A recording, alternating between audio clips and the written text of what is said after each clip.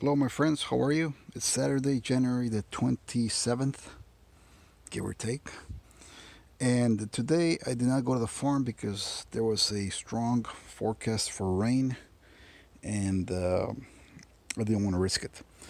So, as usual, it's January. I'm getting antsy to get started with my garden, and I went ahead and jumped the gun and bought some seeds. Got some lettuce mix, cucumbers, Brussels sprouts, broccoli, kale, and pea snaps. Anyway, uh, I won't be putting those in today. I'll probably wait a couple of weeks more, just because there's probably a couple more frost coming down, and then I'll get started. Um, I did a video a few months back about seeding this keyhole garden, and normally I can carry a garden, or I have been carrying a garden from winter to spring with some protection, but minor. And we've all winter long we usually eat the fresh greens, uh, kale and chard and some lettuces, etc.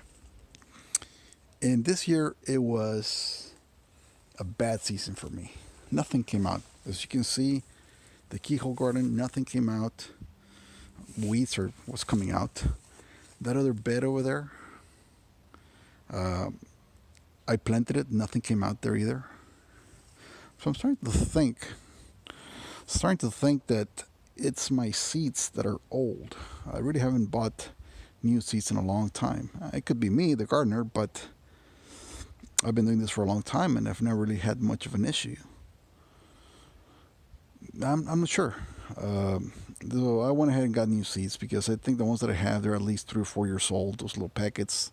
I use a little bit here and there, and a lot of times the garden reseeds itself, so I don't use them in one season, or I just sprinkle a few here and there where there's an empty patch. But I think it's the seeds. We'll see. Just for those preppers out there that like to keep their seeds in the fridge or in a bucket for the apocalypse. Well, seeds do go bad, guys. So get your training hours when the times are good, okay? Because gardening is not exactly rocket science, but it's not something you pick up from one day to the next. I also planted that little garden over there by the patio cover, and that one didn't come out either. I mean, I just got a couple of radishes and that's it. So I'm starting to think that it is the seeds because I did plant these things at different times. Both times were good times for planting, and nothing came out. Who knows? Um, I'm also going to make some changes on the garden here. With the farm, I mean, it's just become a little bit too hard to manage the farm and the garden. So I'll be getting rid of those beds right there. All those beds are gone.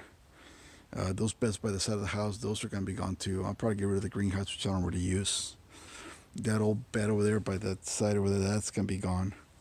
So I'm just going to keep this keyhole garden and the one under the patio cover over there. That one, I'll probably put herbs in that one just because of the proximity to the house. Just the oregano, thyme, herbs that we use. And this one will be my lettuces and uh, carrots or whatever I grow here. That's more than enough for us. I mean, really, when this thing is in full production, I can't keep up with it. I will also be getting rid of that fig tree right there.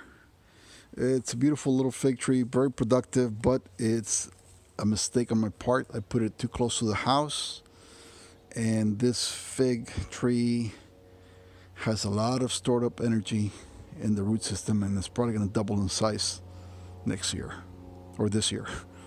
So I'm going to take it out. My guess is that it will die. Maybe Primal can tell me if it doesn't die. Well, he's got more experience with the fig trees. And I'm going to take it to the farm and try to plant it over there. Yeah, it's a big risk, I think, but either way, it can't stay there because of the proximity to the house. I have another fig tree here that I'll keep. This one. It hasn't done too hot, but I think it'll start doing good this year. And that's it. I have an apple tree here, and I am going to get rid of this tree. This is a nectarine tree, and although it's very productive and tall and big, and it grows like crazy.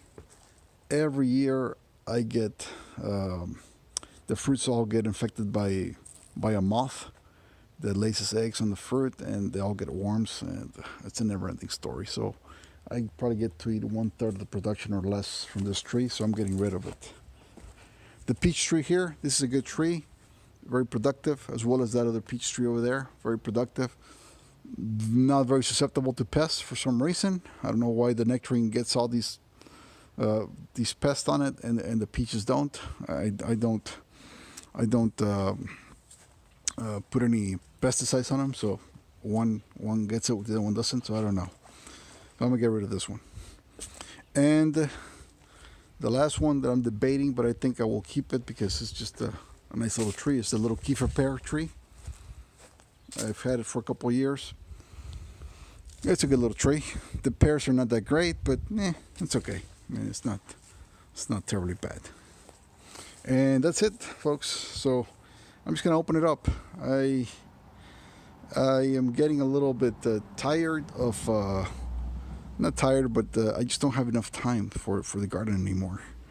I usually go to the farm on Saturdays, spend all day there, and then on Sundays I'm beat down, or I'll go out with the family somewhere, and I don't have much time.